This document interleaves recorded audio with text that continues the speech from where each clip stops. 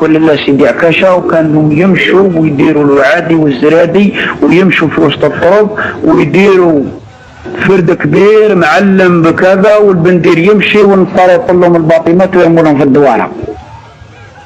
واحد سابق بالفيفا تاعو يلايم.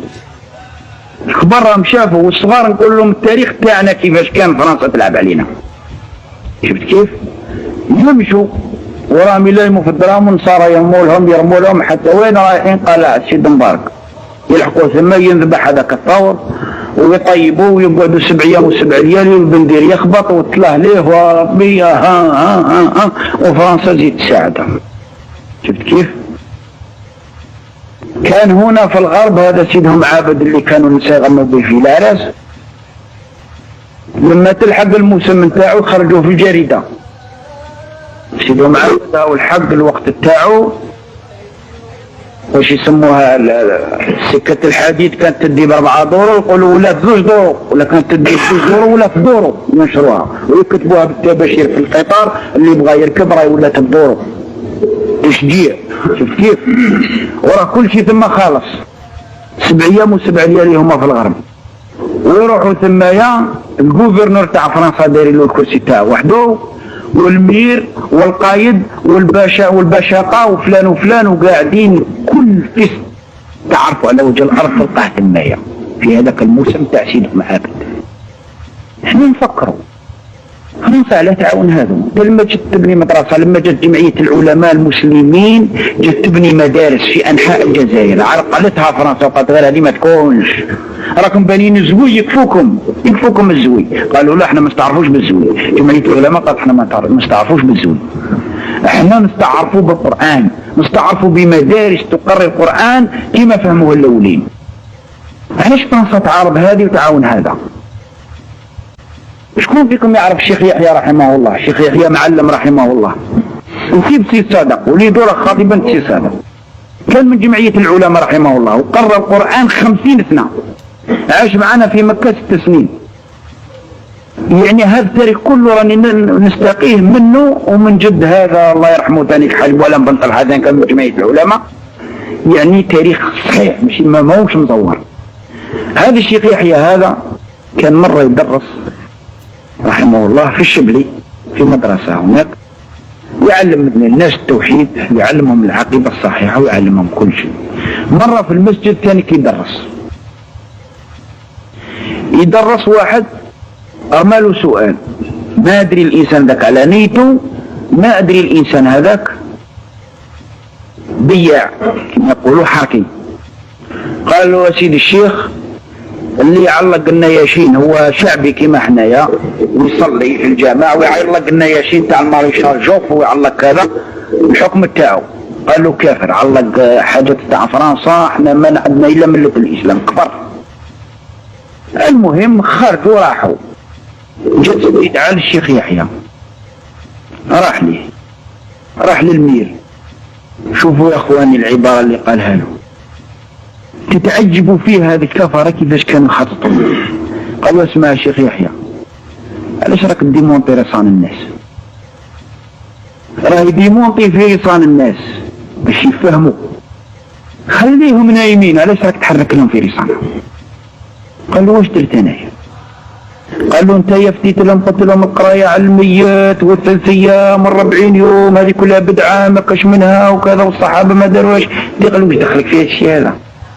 قال له واللي علق النياشين تاع المارشال جوف ولا المارشال بيتان ولا باللي كفرت ويدخل فيها الشيء هذا.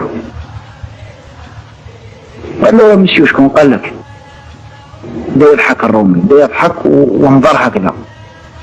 قال انا كي نظرت معاه فاذا به معلق البرنوس تاعو، كان يلبسو برانس باش نشتميهم، معلق البرنوس تاعو في وجمه عند الباب مور الباب.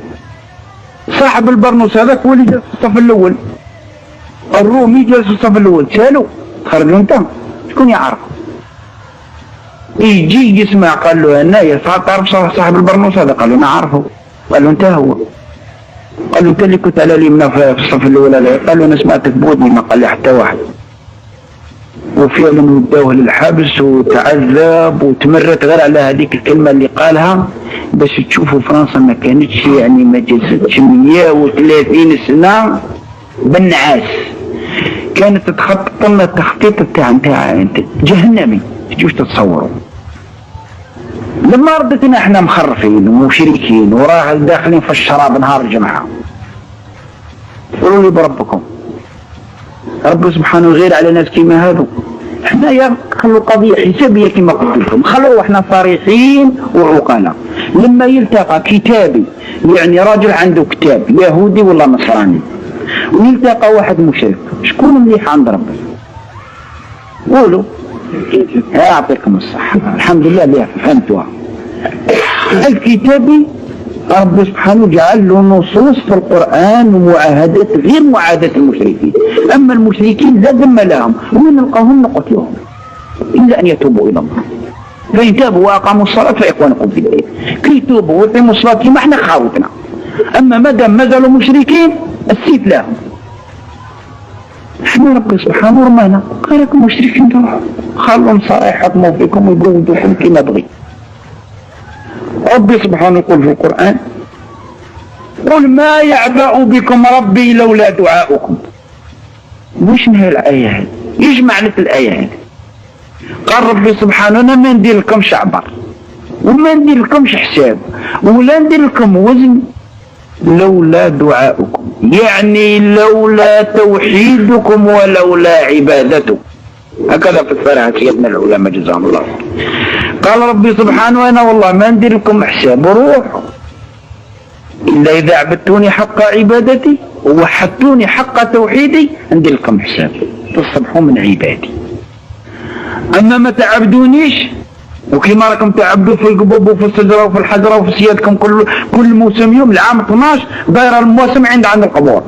اليوم سيدي اكاشا وغدوه سيدي مبارك واليوم سيدي محمد تاع الجبل وغدوه تاع بيلكو وهكذا ورايحه. العام 12 تدور غير في المواسم والبندير. واش كاين اللي يصلي هذيك الصلاه كي يعثر في السجادات ولا سيدي مبارك. هذا ربي سبحانه قال قل ما يعبأ بكم ربي لولا دعاؤكم، يعني لولا توحيدكم ولولا عبادتكم انا ما ندير لكمش حساب. وفعلا ما كانش داير لنا حساب. لما ربي سبحانه آذن وجات نخبة من العلماء جزاهم الله خير وبينوا التوحيد وبينوه للناس وخرجت الناس توحد ربي سبحانه، واللي كان عنده اعلام نتاع الشيطان كسروا. جد هذا رحمه الله خرج الاعلام وحرقوا قال لهم انا بريء منكم. حج سنة 32 معروف من الحراش ورد به كامل معروفة بن طلحة، هذا هو جدهم. حرق الاعلام وقال لهم يا ناس اللي يعرفني انا الشيخ الحاج بوعلم بن طلحة راه يعرفني، راني باري من المرابطين وباري من السنجاق من الاعلام هذا وباري من الزرادي ومن الوعابي وكل شيء. لا اله الا الله محمد رسول الله، انا اصبحت موحد نعبد ربي وحده ولا شريك له.